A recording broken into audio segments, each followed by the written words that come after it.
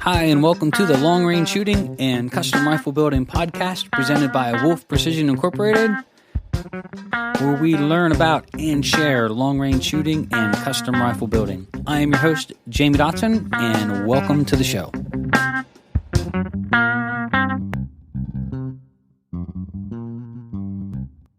Hi, and welcome to episode 99 of Wolf Precision's Long Range Shooting and Custom Rifle Building podcast. I'm your host, Jamie Dotson, and welcome to the show.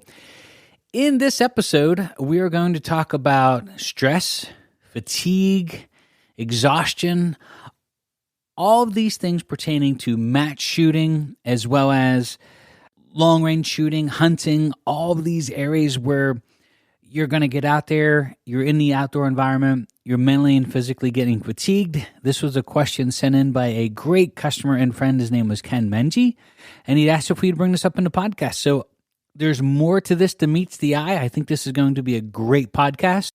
So I hope you enjoy the show. But without further ado, here we go. All right, before we get started too far along, I do want to say a quick thanks to Krieger Barrels. They're a proud sponsor of the show and maker of fine cut rifled barrels. They also have their new program called KriegerDirect.com, where you can go on and order your barrel and have it in as little as 2 to 3 business days.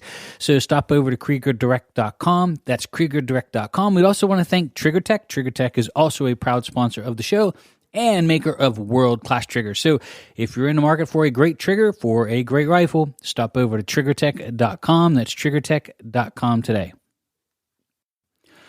All right, so fatigue, exhaustion, and just overall mental and physical wellness for a match or for a hunting trip. Now, this might sound like it was a silly question, and I think Ken, when he sent it in, he's like, hey, could you touch base on this? And I was like, oh my gosh, can I not just touch base on it?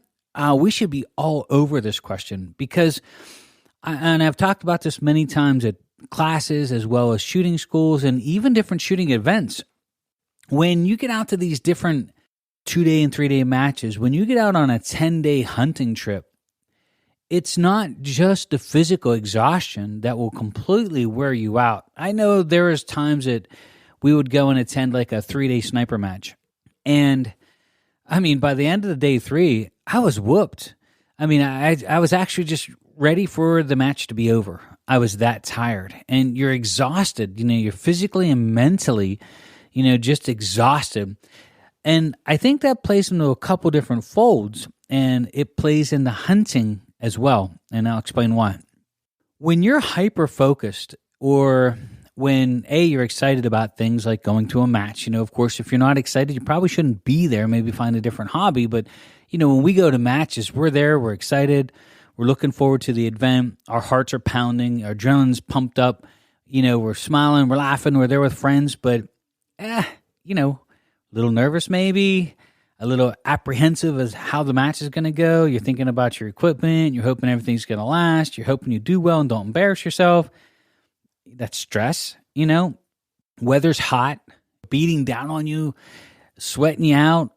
It's raining and cold and you're freezing. You got wet. Your rain gear didn't hold up as well as you thought it would. Or, you laid down in position and got a whole pile of water on yourself and got under your rain gear, whatever. All of these things start to pile up, and we talk about exhaustion as if it's just a cake with one layer type thing, but it's not. And I think this is why it was so important. When Ken sent this question in, I thought, oh my gosh, what a great opportunity, because it's not just that part that really plays hell with people when it comes to shooting and enjoying themselves at a match and, staying at that upper level of performance. How do you control yourself? And so I'm going to attack this in about 3 or 4 different ways because it really deserves that amount of time. The first thing I want to talk about is just the physical preparation for the match. You really should, when you get into match shooting and hunting, you should take it serious enough that you stay in good physical shape. Now, I'm not saying that you got to go in there, all pumped up and ripped and looking like Arnold Schwarzenegger and all of these other things, but I'm going to say that being in good physical shape, so when you're transitioning or grabbing equipment and moving around, you're not getting exhausted prematurely.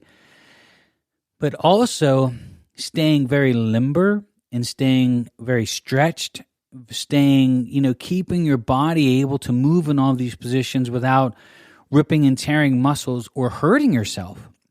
And so one of the reasons I don't shoot a lot of matches now is I've just had way too many surgeries to my knees, and I take a huge risk of one slip or one, I can give you an example. Like we had to shoot out of an ambulance one time, and the ambulance was facing downhill and it was raining and everything's covered in mud, including the ambulance inside. So as soon as you jumped up into the ambulance from the back door, you had to go to the front door and find and engage these targets. People were stepping up in the ambulance, and as soon as they were, it was like a slip and slide to the very front. I mean, people were just like sliding up there and bouncing off of stuff, right? At matches, this is where people get hurt. And, for me, I have to be really careful because I got a huge responsibility back here at my business and other things that we've committed that we have to stay healthy for. Clients coming in to attend shooting schools, clients coming in to spend time with us on the mountain. And so the risk for me outweighs the reward. I've had my opportunities at those things. I've had a great run at shooting these types of matches and winning and placing. I really don't have anything to prove. And to go out there and do it and to get hurt at this point would just really make it hell for everybody here. Throw a lot of my responsibilities onto other people's shoulders that aren't their responsibility, and maybe just a risk that isn't worth it. We have a friend of ours from down south who had texted me about 3 or 4 weeks ago and was like, I texted him and say, "Hey, how you doing? I wanted to talk to you about the bullets you were shooting and see how they were doing." And he goes, "Oh, I have to wait to talk to you a couple of days. I just had knee surgery and I'm on pain pills." And I was like, "What?" And here he had gone to a match and went to transition to a new, whether it was seated or squatted or whatever the position he was trying to get into, and he blew his ACL out. So wound up going from the match to the hospital to surgery to being a week or two at home, laid up, all stretched out, stitched up, however, bad the damage was. So this is why you want to stay in good shape. And this is why you want to stay very flexible. You want to focus on stretching and really get yourself to where when you have these slips or falls, and that you're not going to rip or pull muscles or really do severe damage to your body. And so it's a great motivator. Like I had a friend of mine who would throw on his backpack and put weights in it. And he would just go walking up whatever trail or hillside, or, he would find these walking paths. And there he was with his boots and his backpack with heavy weights in it. And he's just trucking along, And when we went and shot, which was called the Allegheny Sniper Challenge, I remember the one stretch we had to walk forever. And it seems like it was uphill forever.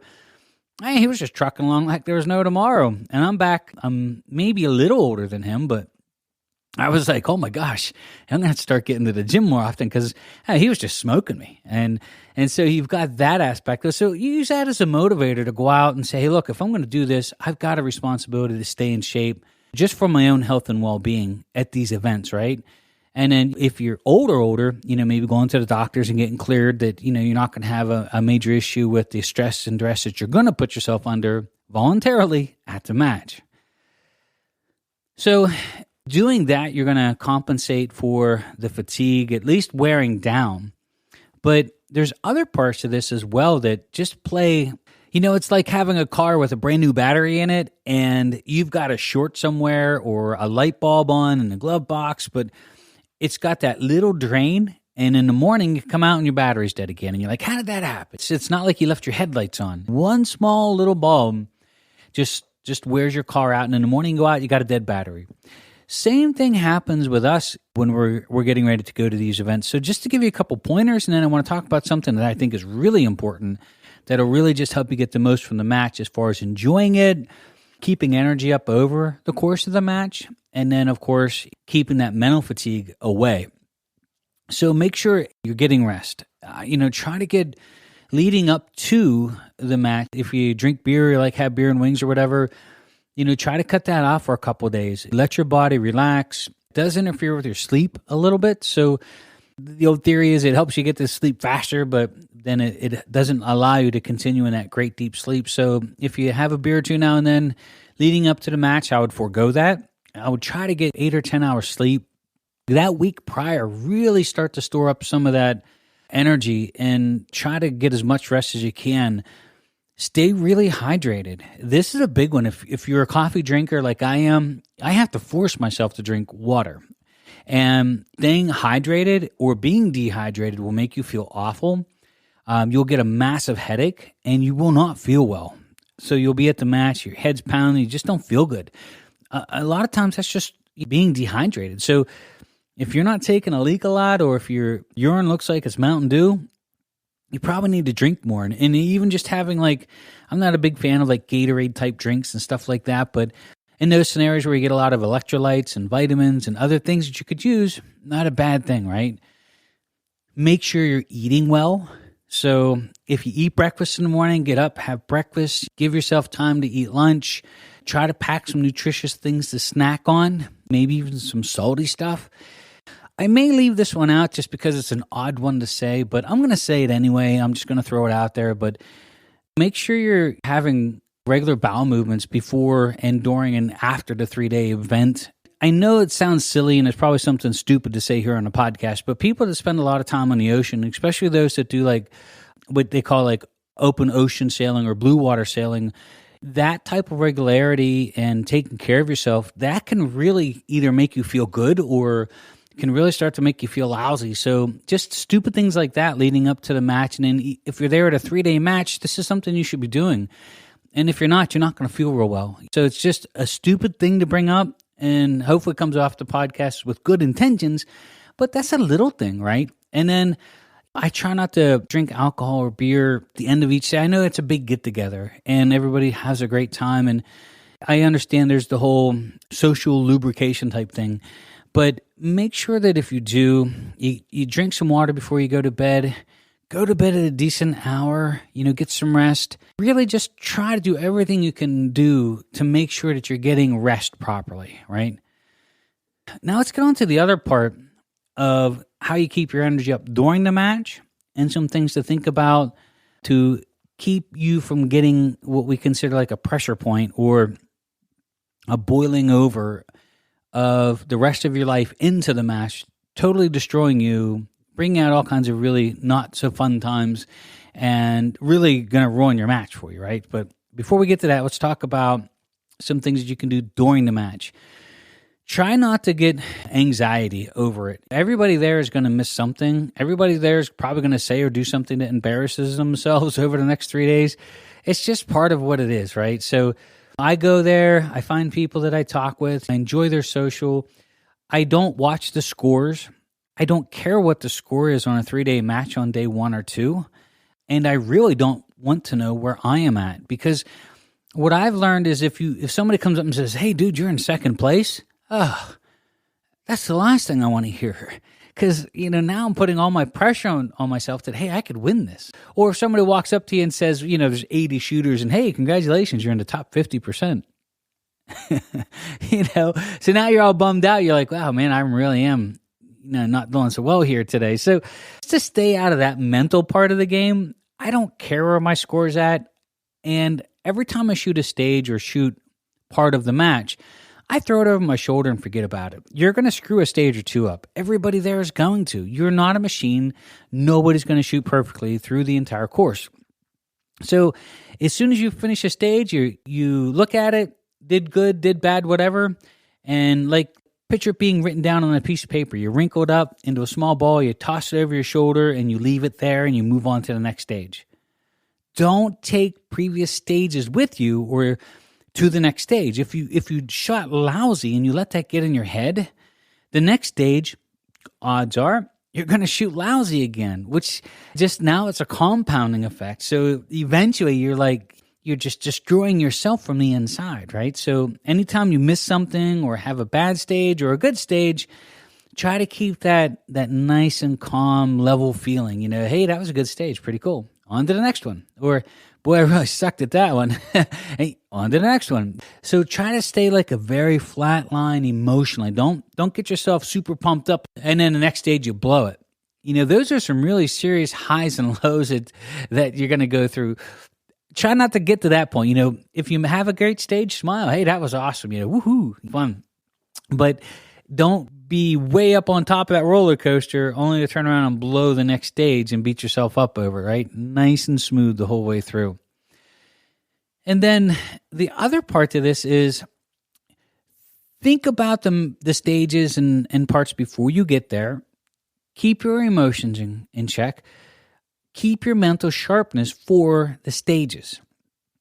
So when I'm transitioning from stage to stage or if I'm waiting for stuff, that's like putting the car in neutral. At this point, you just want your brain to relax, enjoy the being outside, watch the sunset, take some pictures of the scenery, easy chats with friends. Hey, how you doing? Sure, nice, relaxed. At that point, the car's in neutral. You've got to let yourself just bring it down several notches, coast along, and get to the next stage. When you get to the next stage, though, as you're getting close to your time to shoot, put the car back and drive, right? At this point, get to the stage to give yourself time to start watching the wind. Now, I will tell you that I'm watching the wind all day. If I'm moving from place to place, I'm always looking around trying to see what the wind's doing and where it's moving from and what, how things are behaving.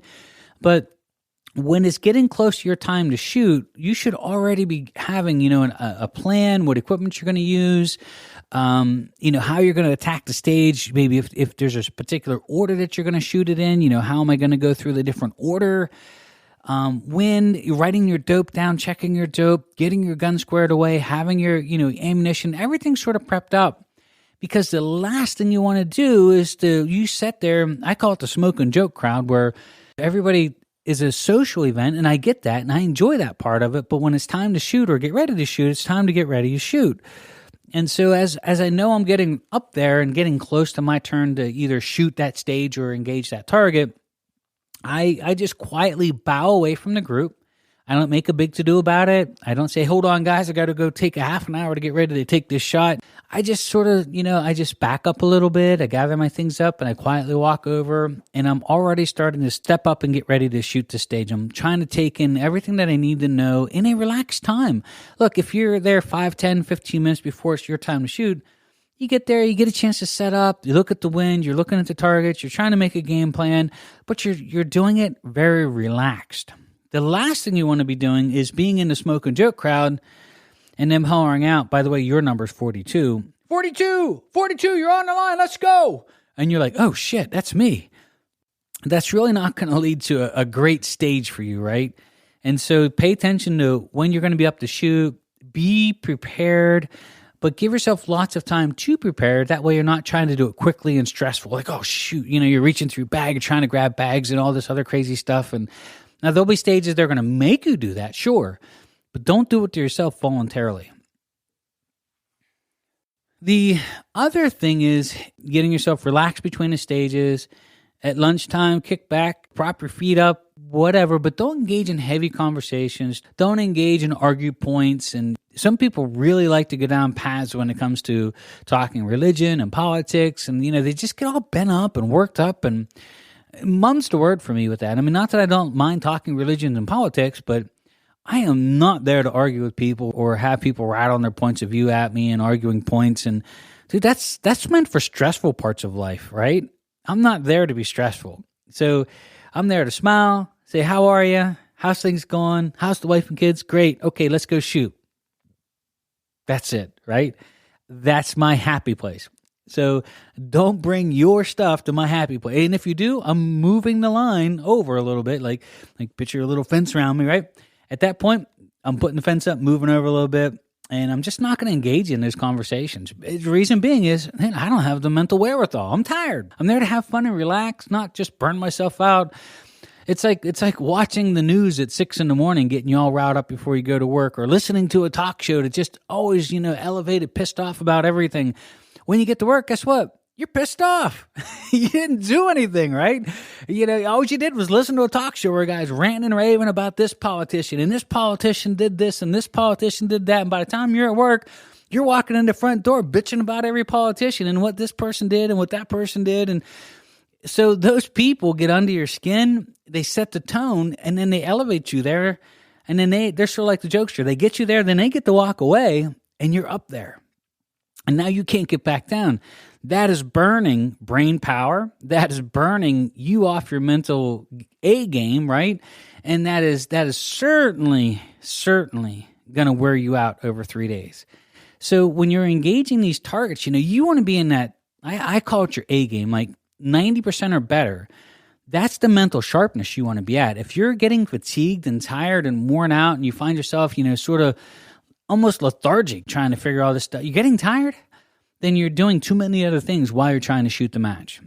And try to pick out the things, try to ignore the things that can get you riled up, try to disengage from those things if they're starting, and just focus on going through the match nice and relaxed and enjoy yourself. That's why I'm there, right?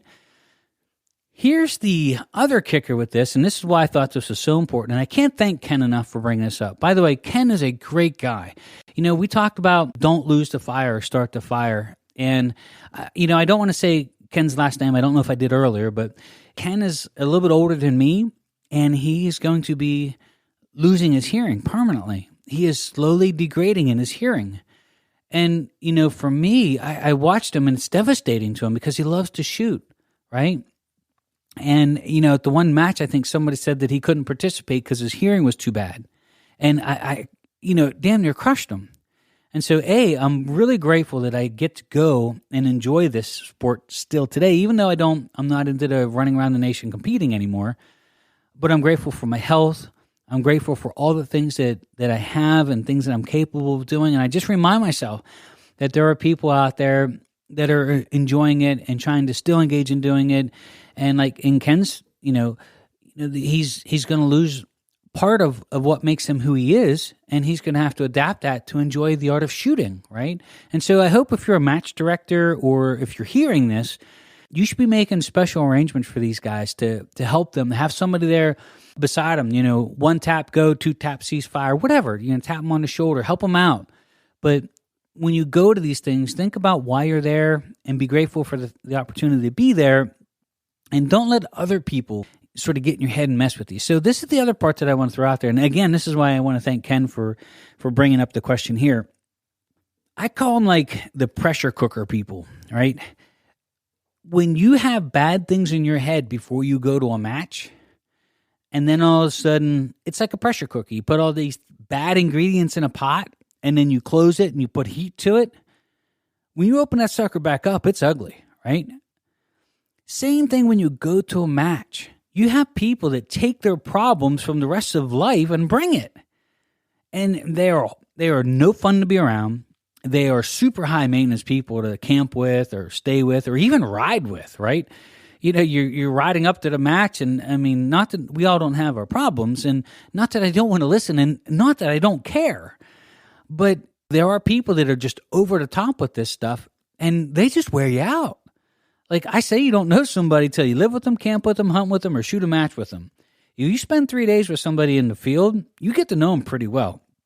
And if they have all those bad ingredients in their head, they're pissed off about something or they're irritated about stuff, and they bring that with them to the match, and then all of a sudden they've got all the pressures of competing, and they blow a couple stages, and they didn't get their gear in time. They're arguing with a spotter or a match director because he didn't give you the points and you thought you deserved it. You really see how this starts to go? So you pressure cook. You start to take all these bad things that's already got you on edge and a little irritated and sort of pissed off, and then all of a sudden you're putting heat to it, and it all comes out. And it's no good for you. It's no good for anyone around you. It's no good for the people that are there to enjoy it. So if you have those issues, and we all do, I mean, life is about struggles until you hit the end. It's just how it is. Leave them at home. Leave them at home. Change the channel. Don't let it keep playing in your mind. You got a boss at work that's just an ass. It's been riding you for no reason just because he wants somebody else in your position, or he feels he knows somebody else that's better for the job, or he thinks that you're lazy or you're not putting in all the overtime like everybody else. Do you see how this goes? Then you're letting that boss bleed out into the rest of your life that you're supposed to be enjoying. He's still there. He's got you. He's thrown the bait with the hook, and he's got it set deep, and you can't get away. You have to cut the line. And the best thing I can tell you to do is mentally change the channel. Like, great thing about today is we have 980 channels at our fingertips to watch. You don't like what you see? Click, change the channel, right? The boss is in your head bitching about everything, change the channel. Dude, I'm here to shoot. I'm here to enjoy my life. It has no place here. There's no time for this here. You're gone, right? Just totally block it out. And if that doesn't work, find stuff to start being grateful for. Your health, or that you had the opportunity to go to the match, or maybe that you just have a job. Of course, nowadays, I think if you want a job, you can get one anywhere. Everybody's hiring, but you can at least still be grateful that you got one, right? So find a way to leave that stuff at home. Don't bring baggage like that mentally with you to a match. It will just ruin the event for you. It will just wreak havoc into all these little areas that it's just not fun. It's like when I've gone on hunting trips and I've spent time in the field with people that have brought their problems with them. And as much as you feel bad for them, and you're trying to hear, and help and listen and be a friend. But after a while, you got to turn it off. It's like, I can't hear this anymore because it's just wearing me out now. I can't be like that. It's not my personality. And, I'm sort of try to be upbeat, have fun. I'm the guy that's trying to make everybody smile and, not artificially, I'm genuine. But if you're around that too much, it's like a bomb going off. The dust and fallout is on everything. And when you let stuff like that happen, you sprinkle that dust of that explosion on, and it sticks to everything, and it stays. It stays. So I call them pressure cookers. And if you got good ingredients in your head, it's no big deal, right? You put all these great ingredients into a pressure cooker, and you open it up after it's done, and it smells beautiful, great food, whatever. It's really awesome. But you got to make sure that you've got the right ingredients in your head before you leave. And that way, as the pressure gets turned on, it winds up being good things, not bad things.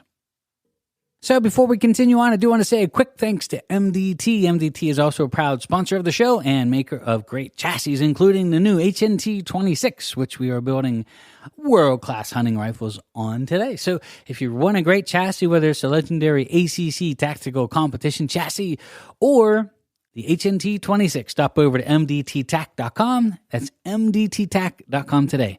Also a proud sponsor of the show is Wolf Precision's online long-range shooting school. That's right. So we're really excited to announce that we are live.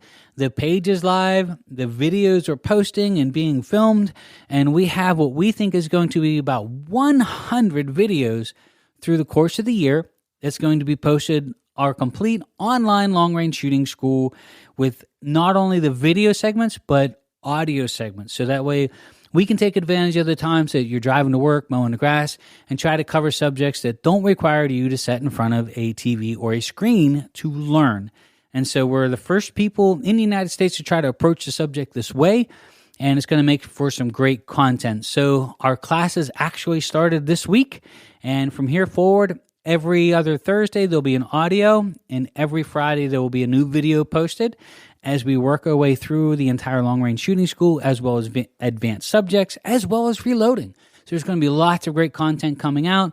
You can go onto our website. It's wolfprecision.net, and it's our new online long-range shooting school. Also, if you enjoy the podcast, we take a lot of time to put this show on and to edit and all the equipment involved. We just bought a whole bunch more equipment today. If you enjoy the podcast, and we do have sponsors, we do thank them, but they really don't cover all of our time and effort and equipment and everything that we do to make the podcast possible. So if you like the show, we'd like to ask if you leave a 5-star rating. That would be great. And if you really enjoy the show, share it with a friend who's into shooting. We really appreciate that too. But if you want to support the show, you can stop over to our Patreon page. You can get to that from our online long-range shooting school or from our podcast page on our website.